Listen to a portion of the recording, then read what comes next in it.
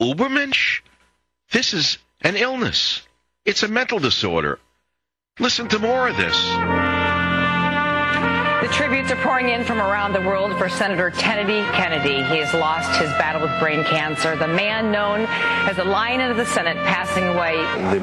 The greatest, I suppose, most prolific senator when it comes to legislation in the history of this republic. The liberal Lion of the Senate. Going to see Ted Kennedy always felt like you were going to see a kind of Ubermensch. He was so nice to young people or people who were upwards in their careers and had questions.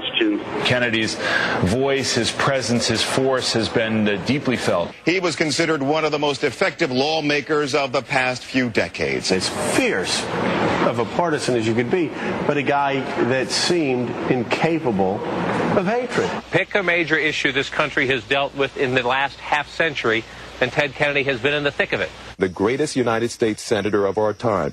47 historic years. He was passionate about was human rights and civil rights anywhere. The greatest senator of our time. The liberal Lion of the Senate. Kennedy at least touched and partially authored, 2,500 major pieces of Senate legislation. The Lion of the Senate. And here's another one saying that they have to exploit his death to get socialized medicine passed. Absolutely, I really do. And I also think that the White House and many in the Senate may actually learn that, as Ted Kennedy said in 1980, warning the Democratic Party that if they abandon their core values, they are going to lose. Well, once again here, Democrats are in danger of abandoning their core values, watering down what they stand for, and losing. So that's really a great teachable moment for the Democratic Party. This is not classical liberalism. This deranged ideology is a clear and present danger to your freedom. Savage. On the air, online, and on the go. This is Talk 910 KNEW. We have on the Savage Nation website, michaelsavage.com, a link to another well-known article by Ellis Washington entitled Lockerbie Bomber Praised, Savage Hated. He joins us now to talk about this. Ellis, give us some background on this article.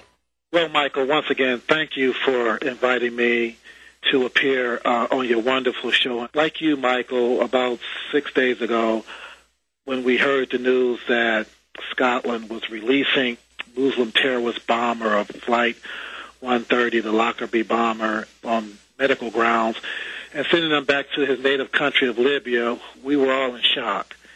And I listened to you, and I just appreciate you so much, Michael, for venting for me and for the entire Savage Nation, because I literally wanted to jump through the TV set. I was just so outraged at this hero's welcome that this Muslim fanatic, this murderer who killed 270 innocent people, was now, being received like he was a war hero.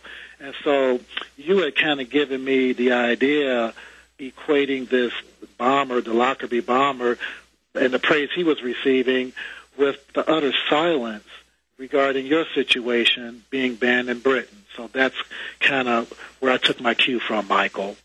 You bring up a wonderful quote about the opposite of love is not hate, it's indifference. That's true, and that seems to be the ugly truth about the media right now. Why do you think that is?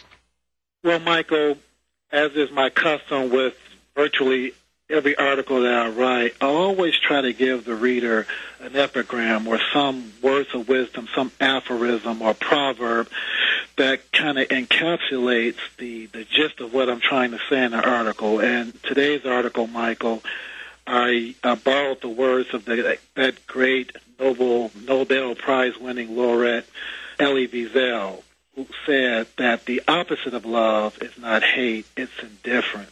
The opposite of art is not ugliness, it's indifference. The opposite of faith is not heresy, it's indifference. And the opposite of life is not death, it's indifference.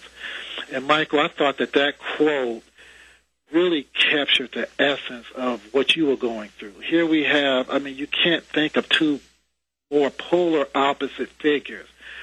A Muslim terrorist murder responsible for the killing of 270 people in cold blood in the Lockerbie bombing over 20 years ago, and you, an authentic American patriot and admitted Anglophile who has spent his entire career trying to expose fascist dictators and Stalinist tactics here in our own government, you're being ignored. It's like Alice in Wonderland, Michael. It's completely opposite. And so I tried to just draw that inference, almost like the refrain of a song, that the opposite of love is not hate, but indifference. You talk about the Chicago political machine, which is Machiavellian to the core. You mentioned what the Germans call Schadenfreude. Please explain what you mean by that. As I said, regarding the Chicago Way, I said that Michael Savage's name being on the enemies list was not by accident, and that this is pure Chicago thug politics. I mean, it's right out of the Saul Alinsky playbook, Michael.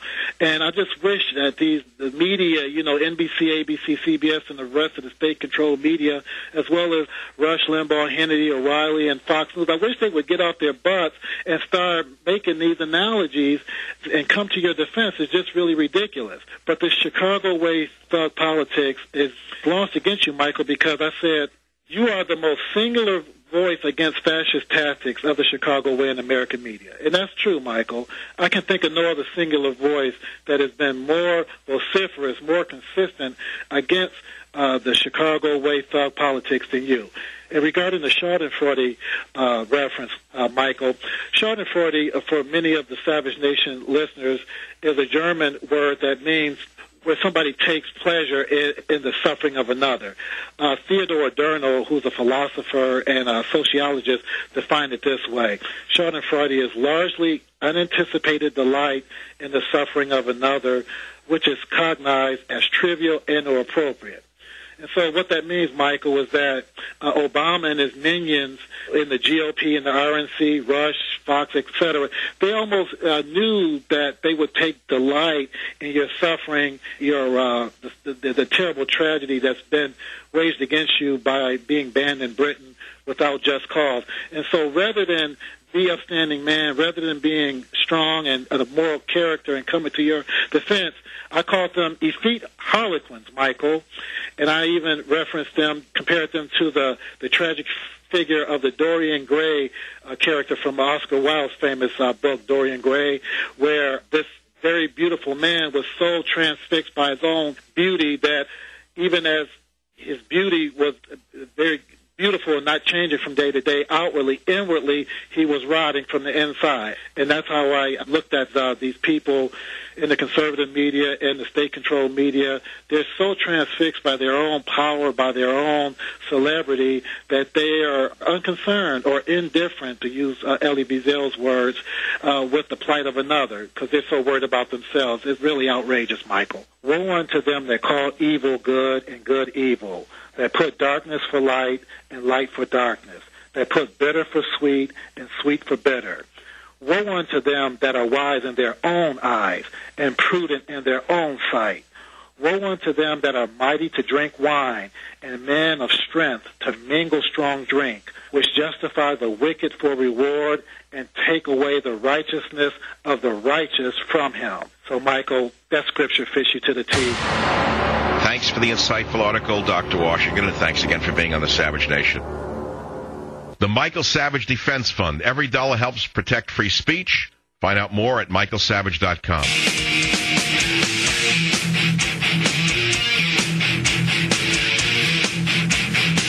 Amazing article from Gerald Warner in England, where he writes, more people were killed at Chappaquiddick than at 3 Mile Island. He saw it on a car bumper sticker. And then he writes, Senator, you were expelled from Harvard for cheating. Then you left a woman to drown in your car at Chappaquiddick. What makes you think you have what it takes to be president? That was the opening question of an interview with the late Senator Edward Kennedy during his unsuccessful bid to secure the Democratic nomination for the U.S. presidency. Of course, they would never ask that today. It might equally now serve as an obituary, writes Gerald Warner. The answer to that embarrassing question, of course, can be given in one word: entitlement. The Kennedy dynasty has long assumed a divine right to high office and privilege that accords ill with the spirit of the American Constitution.